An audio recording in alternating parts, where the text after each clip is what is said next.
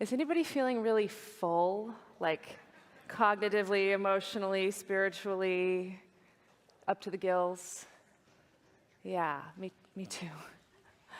So my hope in our brief time of microdose today is that we can start to digest that a little bit.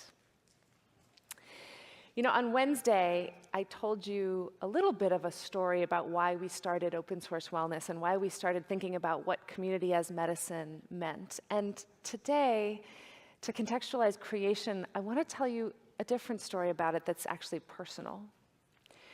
And it just starts like this. I live in community. In fact, for the last 20 years, I've lived in different forms of intentional communities. Are there any intentional community geeks out there? Okay, yeah, okay. I do a lot of speaking at healthcare conferences, and people just look at me funny when I say that.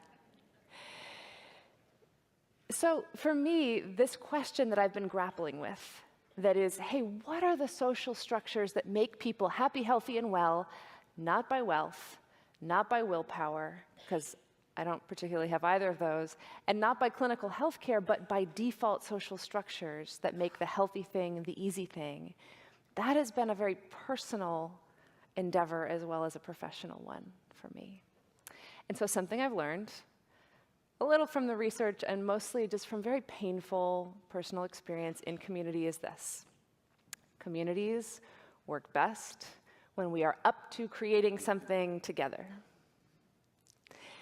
It could be a mission, it could be a vision, it could actually be anything that's bigger than our own comfort, preferences, and entertainment.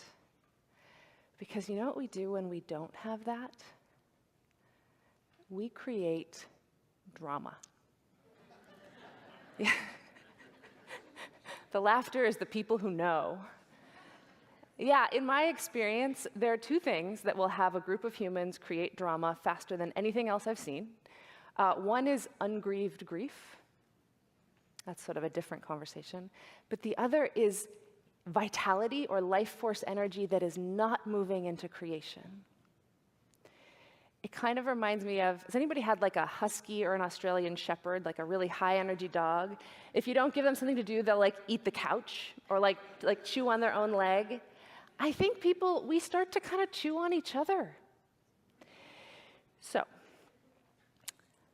today, we're going to think and talk and really move into this act of creation. And I think it's important because we are so full today.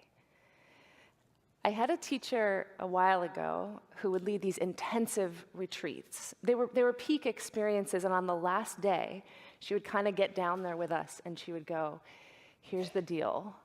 Y'all are going to come down from this high. And you have a choice that you can do that pleasurably or unpleasurably. That's on you. And I think she's right that like conference drop is real, right? There's like a mountaintop moment thing, and then there's like life. And so one way that I know to make that come down pleasurable is to start moving that energy into creation. So to move us in that direction, this is a little bit of a paraphrase of James Rouse. A community is a garden in which to grow people. I love this. Because cultivating a garden is a profound act of creation. So here's my question for you, and if you're a writer, this would be a good moment to grab like a notepad or a journal or anything. We're going to make some lists. Here's the question. If your whole life was a garden, if everything you care about in your community and your well-being and everything was a garden, how are you moved over these past 3 years to tend that garden? So, if you want to follow along with me, you're welcome to, and you don't have to. I'm going to guide us through a little 3-step process here. And step 1, we would just call it watering. Watering is caring for and tending the already existing good things in your life. So, a relationship, a practice, a community, purposeful work. I'm going to give you about 90 seconds to brainstorm and just jot down a list. What are specific actions you could take, not committed, but could take, in the next week to care for the good things in your life. Go ahead, I'll get you right back.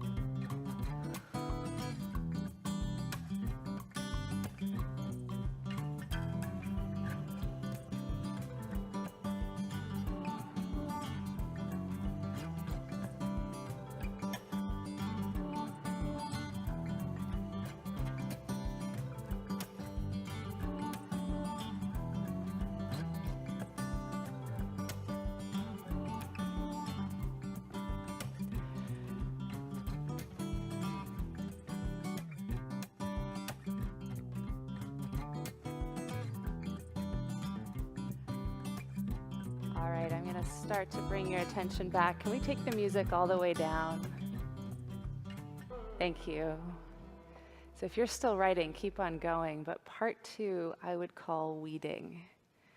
And weeding is where you look at the whole garden of your life and you use your discernment.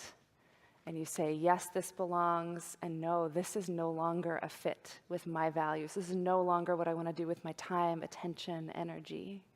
And some things might be a full pluck, and others might just be pruned. So I'll give you another 90 seconds. See if you can jot down, is there anything that's happened over the last 3 days that's inspired you to trim back or remove anything from the garden that is your life? And if we can do kind of quiet music. Thank you.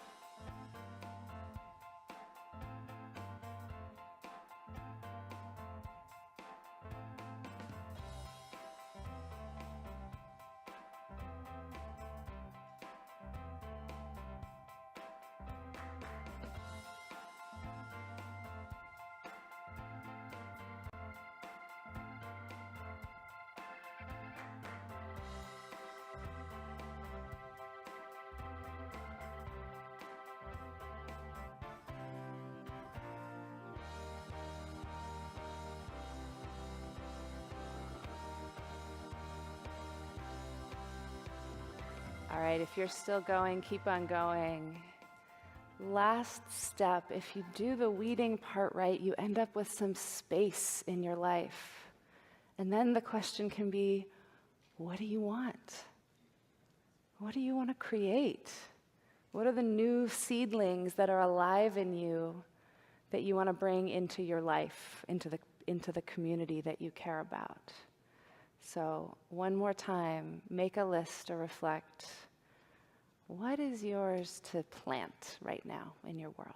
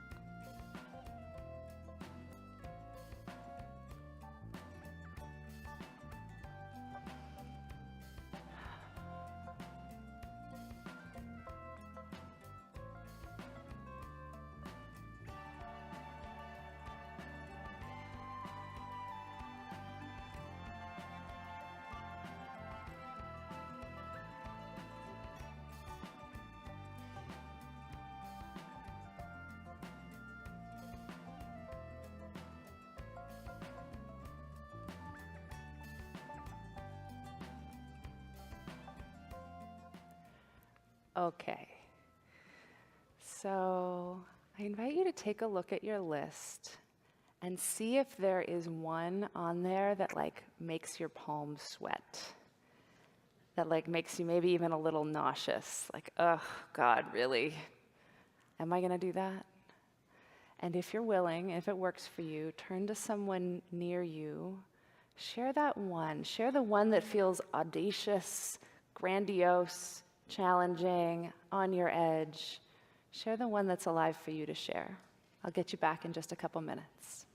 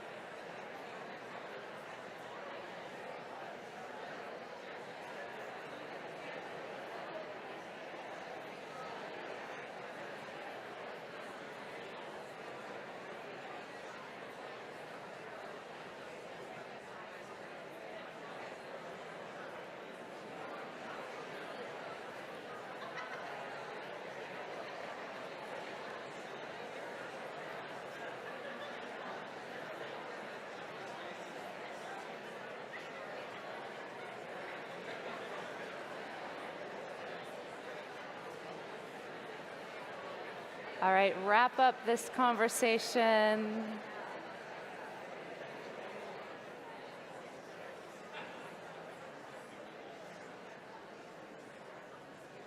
Just starting to bring this conversation to a close.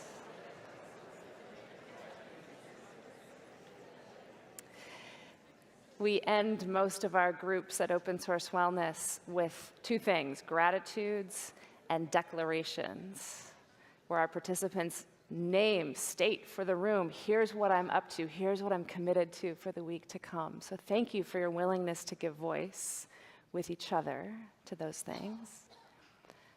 In the spirit of vitality and vulnerability and creation, I want to do something that's a little vulnerable for me, which is to share a little bit of a seedling of desire or creation that's alive within me. I painted a picture for you over these past 3 days of a world in which people are nourished and full, and they're skilled at nourishing each other, and we're doing so regeneratively. And I'm clear that there's a gap between where we are now and that world. And we have some major systems transformation to do to get there. And so I think on the way, we're going to need some provisions. We're going to need like the Cliff Bar size snack of human connection that keeps us going.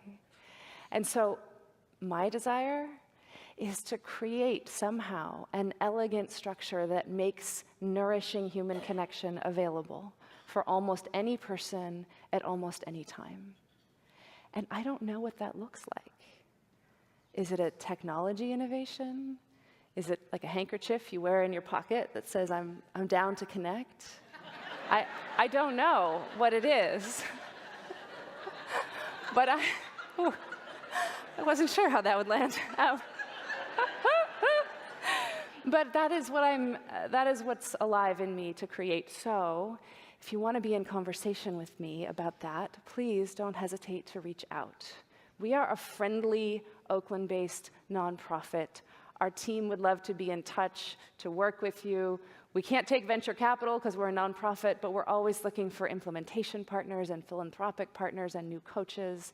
And it's just my joy. Thank you for being willing to dance and cry and create. I will hand you off to Michelle to wrap up our evening together. Thank you all.